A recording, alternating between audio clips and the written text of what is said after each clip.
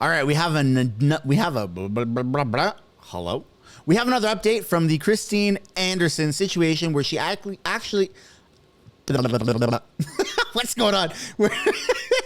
Okay, take two. We have an update from the Christine Anderson situation where she acknowledges Pierre Poilievre's text message that went through a journalist who works for Toronto Sun, Brian Lilly, and the whole Dagalon flag, but Pierre has a weird relationship with the Dagenham flag because the leader, Jeremy McKenzie, made a remark on a live stream on Telegram saying a joke in passing about raping Pierre's wife. Then he immediately got the RCMP in on this, and then Jeremy somehow then got arrested afterwards, but on different charges. So the whole thing is very, very messy. This is murky waters with Canadian drama and politics, but it's pretty awesome that Christine Anderson, who's the member of the EU Parliament, who we all know by now has roasted Justin Trudeau on the big stage, she actually addressed the situation. This is Rebel News Canada. Let's take a look at the video on Twitter.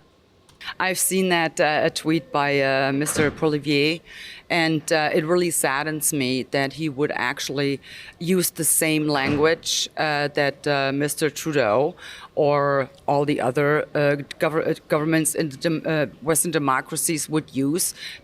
And that's the sketchy part is, Pierre, if you just, see, whoa, I almost got them mixed up. Trudeau, I gotta do it again. Pierre, if you just kept your mouth shut, bro, like this wouldn't have been happening, right? Like you didn't have to say anything. You can have your beliefs about her. You can think that she's all those things or not, but you didn't have to say what you said. Like nobody asked you. No one asked for your comment. You just came out on your own and said it. And the wording of the text didn't even come from you directly, but it went through a journalist for the Toronto Sun, Brian Lilly, to Twitter is very sketchy, unprofessional, and you've lost a lot of faith, or people have lost a lot of faith in you, man. It's a little disingenuous to do that. Sorry, let's keep watching. To slander me. Like I said, we really had a great time with the members of his party. We all enjoyed ourselves.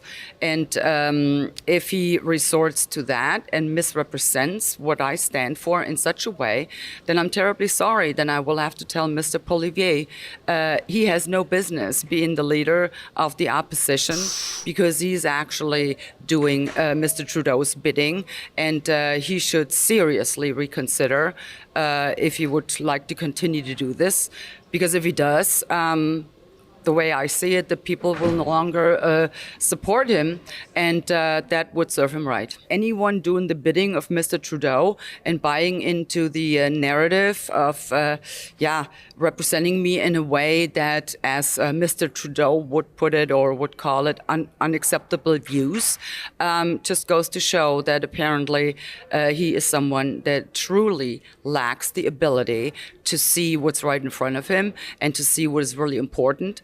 And he may no longer be fit to actually represent the people. Now, this coming from Christine Anderson, who has a pretty good reputation in the freedom sector of Canadian politics. I don't actually know what her ties are to Canadian politics. She's a European member of Parliament. But I don't know what her actual ties are. I don't know why she's here. Now, this isn't me saying, hey, well, get out of here, right? If you're going to hear me say that, it would be through somebody else on Twitter, because I would text them. I wouldn't come out and say those things about Christine Anderson myself. I did a poll yesterday, 16 hours ago, as of recording this video. Have you lost confidence in Pierre Poilievre after today's events? 8.6 thousand votes. 28% said yes. And 72% said, no, I still support him. And I spent a good amount of time yesterday in Twitter Spaces. This is a pretty foreign idea to me. The Pleb and Ferryman Troll did a Twitter Space, which is pretty cool. I think Pleb has I know Pleb has a YouTube channel as well, if you want to go check him out. We were talking about this. A few hundred people, I think 1,000 people ended up coming by for the Twitter Space. Here, I'll just show you quick. Pleb's channel here. He's got some good videos about Trudeau. It's really good. I recommend going and check him out. A lot of people are angry at the situation. They feel like they've been disrespected because of how disingenuous that this seems to be coming from Pierre, like a text message through a reporter. I know it's Toronto Sun. It's a pretty base organization.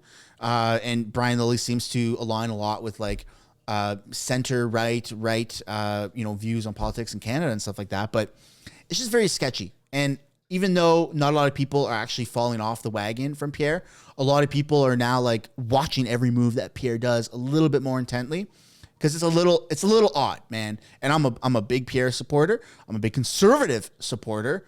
Most of us are. Everyone wants Trudeau out. Who are we going to vote to get Trudeau out? Is this enough to go and change all of the conservative voters to another party? Or is it going to split votes? Is it going to cause harm? I don't know, right? Trudeau's plan is divide and conquer. Well, Pierre just divided himself. He created so much division and controversy on his own. And that's what's so sketchy about this. Let's get back to the video. So my question to you would be, why did you choose to pose with the controversial Diagolon flag and salute with its member?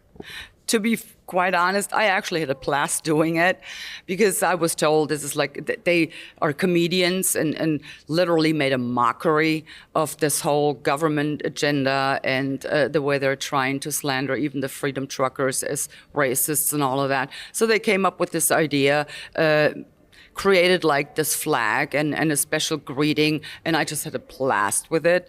And yeah, I've posted a post for the picture with that, and I will not apologize for that, because I had a good time doing it. I just like the idea of someone making a mockery of this whole madness that is going on with the governments controlling the people.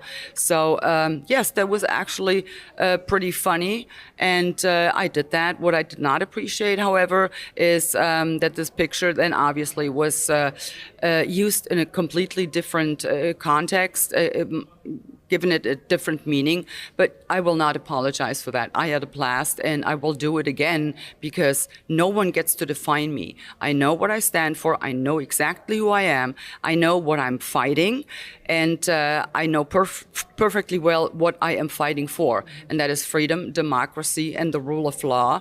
And if you throw in some kind of a comedian touch in that, oh, be my guest. I will be all for it. So no one gets to define me. Did you heard about Diagolon before, or the flag that he's carrying around? No, I hadn't heard. I was told. And like I said, I just loved the idea of someone making a mockery of these overreaching and controlling governments. So you are persuaded that Diagolon and his flag is just mockery and just kind of humoristic movement? Yeah, that is exactly my impression. And like I said, it's a brilliant idea. And maybe more people should do it. Just make a mockery of this idiotic government that is increasingly infringing on fundamental rights. Make a mockery of it, because that's all we have left pretty much. But if you knew before that all the flag and this group, what they stand for is mostly extremists and not really greatly viewed by the society, by what they stand for, would you have done the same? Well, the question is, are they really extremists, or are they only being labeled as extremists? Once again, my impression was, and I still continue to think of it that way, it was someone trying to make a mockery of this ridiculous attempt of the governments to control the people. Do you do a difference between... All right, guys, if you want to watch the rest of that video, you can go do that at Rebel News Canada on Twitter, or maybe their YouTube or their website, whatever you want.